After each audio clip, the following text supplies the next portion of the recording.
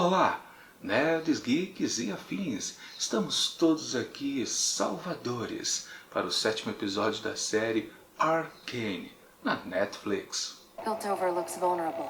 It's too soon. Jace isn't ready. There's one other thing. This arrived for you.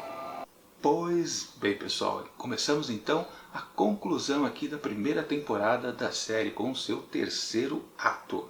Só que esse episódio inicial a gente pode dizer que não é de conclusão, é de preparação para o que virá ainda nos dois últimos e derradeiros episódios. Pois é, esse episódio aqui não chega a fechar grandes arcos, já que estamos num período de conclusão. Aliás, pelo menos um personagem sim teve sua carreira, digamos assim, finalizada completamente. Daqui a pouco a gente chega a ele. Mas, claro, antes a gente precisa perceber que todos os outros personagens meio que estão ainda em processo de desenvolvimento. E, aliás, uma característica também bem forte aqui desse episódio é que ele não dá dicas de como as coisas vão se proceder ao futuro. Porque a pegada é praticamente igual a que a gente já tinha antes nos episódios anteriores. Ou seja, os personagens vão se degladiando, às vezes até à distância, né? Não tem muito contato físico praticamente com eles, né?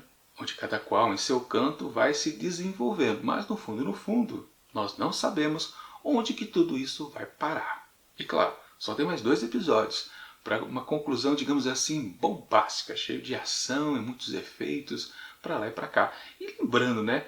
Toda essa série aqui é derivada de um videogame, onde a gente tem batalhas num campo bem fechado, bem delimitado, né? E até agora não teve isso. Bom, claro, é um indício que pinta no final desse episódio que realmente acho que agora sim os dois lados dessa cidade, a parte baixa, a parte alta, a parte pobre, a parte rica, vão se duelar, procurando um lado vencer o outro. Acredito eu que sim, né? E eu estou dizendo isso, na verdade, não é porque eu encontrei um indício exatamente aqui nesse episódio, mas é porque eu vi o trailer desse terceiro ato.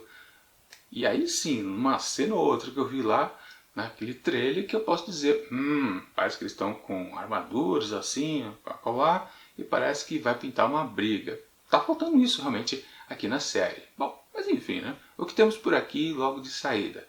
A continuação do que a gente teve de gancho do final do segundo ato, quando as duas heroínas aqui também, né, tanto a Vi quanto a Catelyn, tinham sido detidas lá pelo grupo, pela gangue, né, dos Fogolumes, que eu fazia aquela aposta, né, que o líder, né, aquele que usava máscara, que parece uma coruja, eu apostava que seria o chefinho, né, o Echo, né, aquele garotinho lá da do primeiro ato, né, que nunca mais apareceu depois que teve a passagem de tempo. E dito e feito, era ele realmente. Não sei para que tanta coisa misteriosa em torno desse personagem, né? Não precisava, para falar a verdade. Era uma aposta que muita gente podia fazer, né? Realmente não tem nenhum grande esforço ali de tentar. Enfim, não sei por que o roteiro escondeu tanto a identidade desse personagem. No fundo, nem importa lá muito, né? Bom, digamos que, claro, ele se tornou uma espécie de líder para um outro grupo isolado ali também dentro do submundo, né? Ele está naquela região ali que tem aquela árvore, né, grande, bonita, é um ambiente parece que agradável de se pertencer, né, e viver por ali. Mas realmente fica nessa, é um líder que podia ter tido até mais destaque, mas não tem. E naquelas, é um grupo super secreto, né, que nem o Silco consegue descobrir com todo o seu poder. É estranho, né? Realmente é muito do esquisito. E basicamente até lembra, né? Aquela região ali onde eles estão vivendo, o grupo dos Fogolumes, né? Meio que lembra aquela outra que a gente viu no episódio passado, que era exatamente onde tem aquele pessoal mais acabado ali no consumo da cintila, que no fundo é uma droga. Aliás, isso até é exposto um pouco mais pra frente, né? Uma coisa que eu acho que o personagem, inclusive o grande vilão, o Silco aqui, até não se desenvolveu nos seus sonhos, digamos assim, nas suas propostas, pelo menos o que ele vende para os outros, né? Mas daqui a pouco eu falo sobre isso também. O que vale que primeiro, sim. Aí tivemos o contato então de Vi com o Echo, eles também meio que estavam um pouquinho brigados ali, de novo, né? Mais outro personagem, no caso agora o Echo, reclamando que, pô, vai, você tá viva, que negócio é esse? Eu pensei que você tava morta. Pô, ela tava presa, né? Fazer o quê? Ela não tinha como se comunicar e avisar que estava viva. Se bem que, né, em muitas histórias onde um personagem fica detido em algum lugar, até mesmo uma prisão comum, anos e anos, ele arranja um jeito, através, né, daquela corrupção que existe dentro dos presídios, de se comunicar com o lado de fora e avisar, olha, eu estou vivo, olha, eu ainda estou mandando na parada. E por aí. Mas realmente, por que ela nunca conseguiu dizer que estava realmente ali, enjaulada lá naquela prisão? Enfim, pequeno exagero talvez do texto, né? Só para facilitar que depois todo mundo que encontrasse reclama, você está viva? Basicamente isso, é quase uma piada repetida, né? Mas enfim, o que vale, claro, é que ambos personagens fazem as pazes. Não tinha como Vai e Echo ficar inimigo ali, mesmo que um fica achando que trabalham para o circo ao mesmo tempo, né? Enfim, não, né?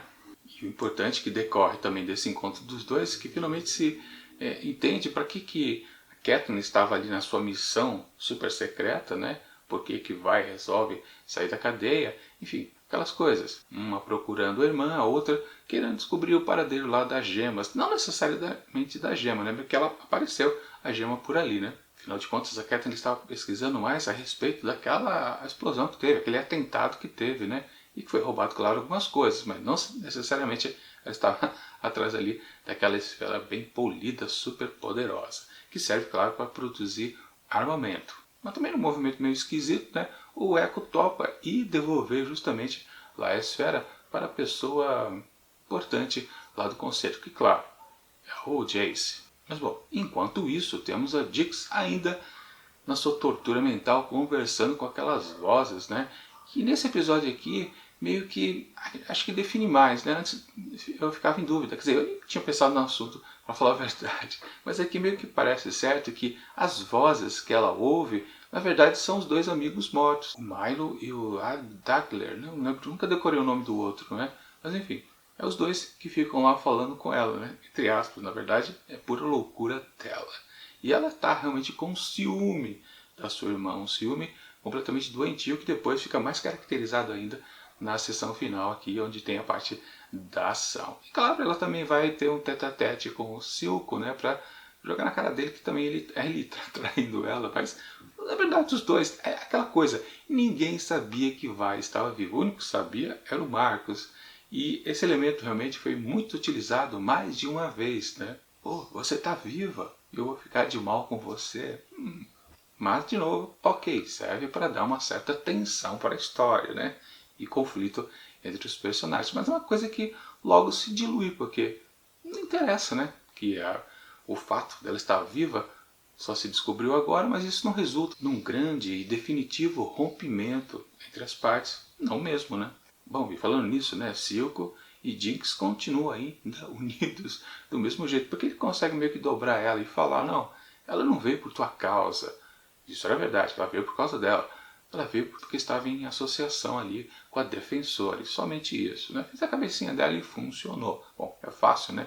Iludir com certeza a Jinx, porque o sentimento que ela tem de ser deixada para trás é muito forte. Qualquer coisa que vá por aí é uma facilidade incrível. Mas enfim, ela tem a missão ainda de acabar lá com o bloqueio colocado ali pelos defensores. Ideia, né, do xerife atual, né, o Marcos. Só que essa ideia literal de provocar essa barreira foi dada por ele, obviamente, lá pelo conselheiro Jace. Mas essa ideia veio do Silco, com certeza. Ou seja, ele queria provocar esse conflito exatamente nessa época. Ou seja, ele quer fazer com que as duas partes da cidade entrem realmente em batalha. Uma batalha que sempre vai ter que ter apenas um vencedor. Ou seja, de propósito que ele estragou os negócios, que aquele conselho de química, né? Meio que... Não é conselho, é dos bandidos, tem um outro termo, né? Mas ali estava tudo relacionado que aos contrabando, às drogas, que todos aqueles personagens ali estavam, claro, sendo prejudicados pelo bloqueio imposto ali pelos defensores. Aliás, uma das melhores cenas, na verdade, justamente quando o Silco chega lá com as máscaras de oxigênio, né, e faz com que todos aqueles bandidões, né, gangster, né, fiquem sufocados pelos aqueles gases que eles já conheciam muito bem de antigamente, mas perderam o costume, né? Ficaram um pouco no lado bem bom da cidade e meio que não sentem mais o peso daquele ar completamente poluído. Uma boa cena com certeza. Eu pensei que ele ia deixar o sujeito lá morrer no chão, mas ele resolveu entregar a máscara para ele. Realmente uma boa cena. Talvez a melhor realmente aqui desse episódio. Bom, e sim, ali temos a confirmação de novo que Jinx está em missão realmente para resolver lá a questão. Ou seja, ele provocou o Sil com aquele bloqueio e ele mesmo vai acabar com ele. E se vale a Jinx, né? Se vale de uma engenhoca muito interessante, que são lá os verdadeiros fogo-lumes, né? Os bichinhos, né? Pirilampos, né? Que vão invadindo ali exatamente a ponte onde está o bloqueio e depois acaba detonando praticamente todos os defensores que estavam por lá. É uma baita de sequência de explosão ali, pequenininhas, né? Mas cada uma já meio que detona um defensor, né? Bom, e claro também, até uma coisa que eu achei inesperada foi justamente quando a Vi e Catelyn e mais o Echo estão cruzando a ponte, quer dizer, na verdade antes, né? A Vi resolve voltar, né? Dar meia volta e ir atrás de sua irmã, só que ela está ali em cima exatamente, na ponte, observando tudo, né? Já morrendo de ciúme dos abraços e da intimidade que é visível, né? Entre a Vi e a Catelyn. Mas enfim, a irmã mais velha começa a ir embora e vai Catelyn e Echo então para a barreira lá dos defensores. E aí tem aquela surpresa que eu falei, que exatamente o Marcos, né? Ele resolve, ele percebe que está lá. Eu não sei como é que ele percebeu exatamente, mas acho que abriu, né? Aquele frasco onde está a esfera, ele percebeu que é a esfera. Enfim, uma coisa minha meio forçada do roteiro também, mas ele resolve roubar. Ele dá um tiro no Echo e também já está quase dando outro na Catelyn, mas aí ele meio que refuga, ele não tem coragem, ele tenta várias vezes e não consegue dar um tiro mortal nela. E aí chegam, claro, os bichinhos, fogo-lumes e provoca todas as explosões. Ele acaba morrendo.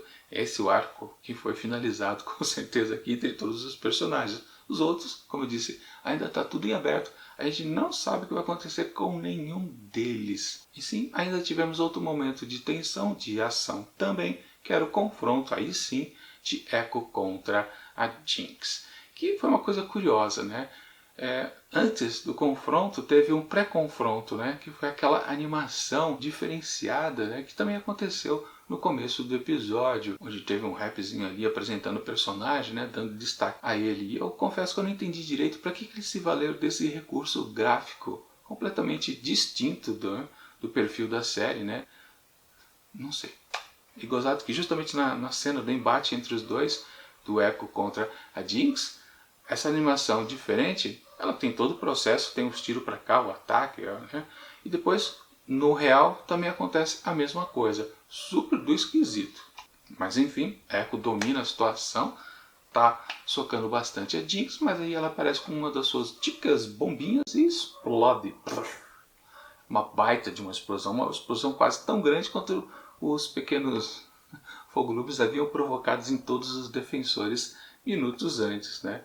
E naquela explosão você pensa, peraí, ou os dois morrem, ou deles morre. Claro, Echo provavelmente vai morrer e Jinx vai ficar viva. Porque não tem como ela morrer, porque ela é uma principal, né? Não dá para descartar um personagem desta importância na série numa morte meio besta que a gente nem acompanha, para falar a verdade. A gente vê a explosão de longe, mas não está ali perto dela, com certeza. Provavelmente o Echo morreu e ela vai ficar viva, mas não tão assim ferida, porque senão não vai participar então da conclusão, que com certeza vai ter bastante ação daqui para frente. Enfim, todo episódio, como eu coloquei, ele não tem fecho de nada, a não ser do personagem Marcos. O resto fica tudo em aberto. Talvez Echo também tenha batido as botas, mas é pouco, né?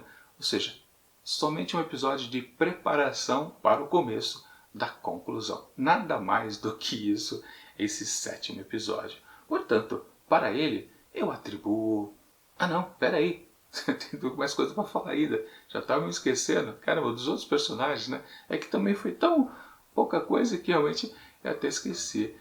Uma certa enrolação ali no personagem com o Jace e a conselheira Medarda, né? Ela ainda está manipulando ele, ela de novo fala que ele talvez não esteja preparado. Preparado para o quê? Não sabemos. E o que importa ali, com certeza, é que ela recebe uma carta que me parece ser uma carta da sua família. Do lado do Jace não aconteceu nada diferente, a não ser o fato que ele está lá fazendo alguma coisa como se fosse um ferreiro. Eu não entendi direito por que era aquilo. Não captei o sentido. Enfim, assim, eu me lembrei de outra coisa agora. Tivemos uma cena lá do mestre em Hagarder, né? Ele estava de capuz, ele estava fazendo alguma coisa misteriosa também ali, que ó, não entendi. Jogar no ar, não sei o que era. E claro, também para finalizar os outros personagens, o Victor, né, que resolveu, já que ele foi procurar o seu antigo mestre, né, e ele deu a dica, né, bom, naquela experiência que ele estava fazendo, as formas biológicas que ele usava, desenvolvia e morria, não dava certo, porque ele talvez estivesse usando a coisa errada. Ou seja, ele precisava usar uma pessoa alterada pela cintila. E já que ele está morrendo, ele podia usar aquela droga justamente para ter uma sobrevida. Bom, enfim, deu certo, né? Ele realmente faz a transformação, começa a se transformar num monstrengo pela alta quantidade, resumindo. Quando você usar só um pouquinho, como foi usar um pingo que a Vi fez, ela fica de boa, cura a ferida, mas fica normal, não tem nada demais, não chega a ficar viciado. O problema é realmente usar uma grande quantidade, e aí você vai começando a ficar completamente super evoluído do corpo, né?